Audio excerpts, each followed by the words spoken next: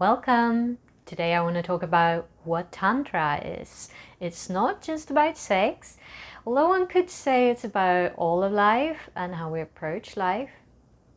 So Tantra is a thought system that originated in Shaivism or Shiva Shakti before Hinduism. So it's influenced all the major spiritual traditions in Asia. So there is a non-tantric yoga and tantric yoga, and there is non-tantric Buddhism and tantric Buddhism.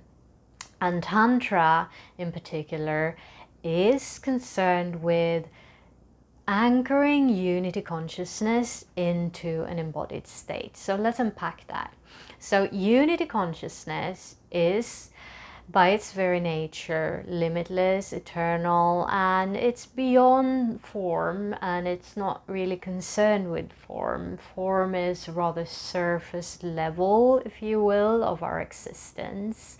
And so in non-tantric Buddhism, in non-tantric yoga, the aim or the aspiration is to withdraw so deeply inwards from the senses, so disconnecting the senses and going so deep in meditation that you can experience that unity consciousness in your body in meditation.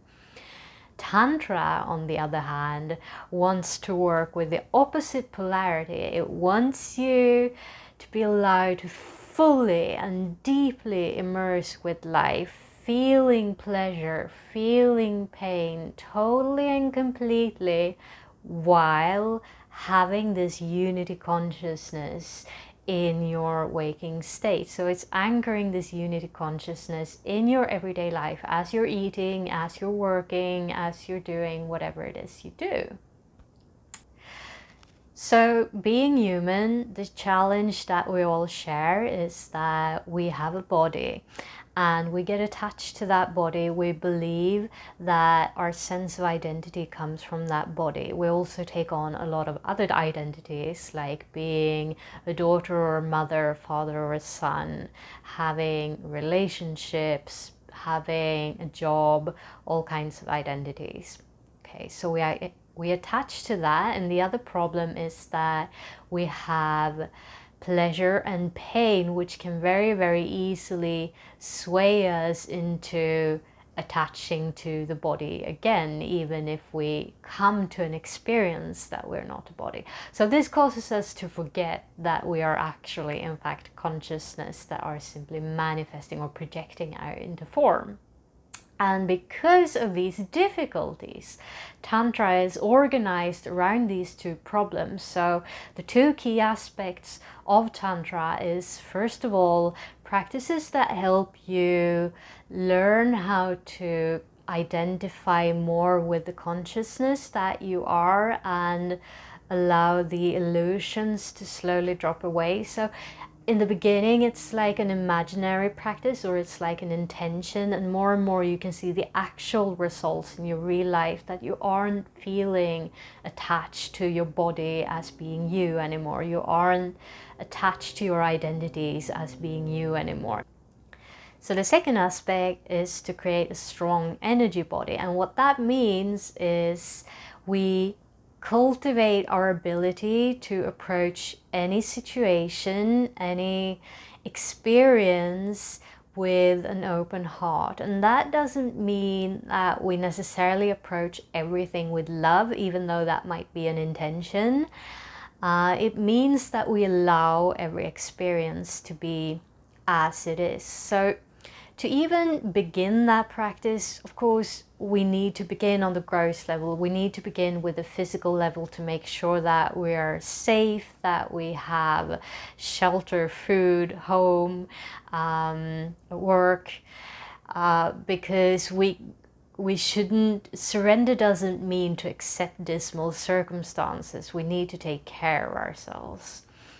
But the more we go into this work, the more subtle it becomes. So the next level might be emotions and thoughts, learning that we are not our thoughts, we're not our emotions, but we can experience them. We can even fully and completely experience our emotions in our body and not be swayed. We can feel centered, even as we experience the full range, like the full depth of anger or powerlessness or anything. And when we have reached that level of acceptance, then it is as if we're, you know, the analogy of the lotus flower that rises from the mud. It's really rising from the mud of the human existence to be strong enough to allow anything to happen and still be at peace, be content in your own being. And what that allows us is to surrender our experiences to the divine, to surrender our actions to the divine, to surrender our sense of being the one who acts to the divine. And that is where the magic of Tantra begins to happen. So it really invites us to dive really deeply into all aspects of our being so that we can stretch ourselves, so that we will not be afraid of the emotions, so that we will not be afraid of physical situations that we might have been afraid of in the past. So the strength in this really comes from devotion, and it's something that we develop more and more naturally as we walk on this path of Tantra. It can be devotion to consciousness, to your soul. It can be devotion to humanity, to an emotion such as love.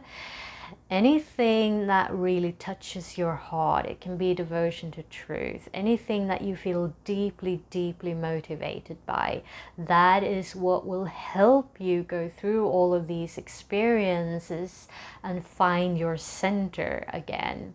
So there's a tremendous freedom in that, knowing that you can really move through any experience that life has to offer and still keep your heart open, still keep yourself open to positive experiences such as love and joy, even when there is pain.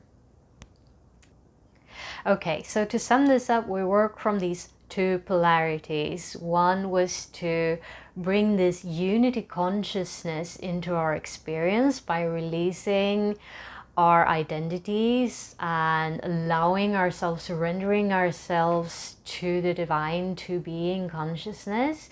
And the other is to really deeply dive into the immersion into life and letting that teach us to cultivate a strong energy body where we will not be swayed, so that we can surrender our experiences to the divine. I hope that that was a helpful perspective for you today, and if you have any questions, feel free to drop them below. If you are interested in learning more, there is a workshop coming up on sacred sexuality. Tuesday 16. I recommend that you drop me an email or DM and find out more. So there's a link below. Thank you so much for joining me. I wish you a beautiful day. Namaste.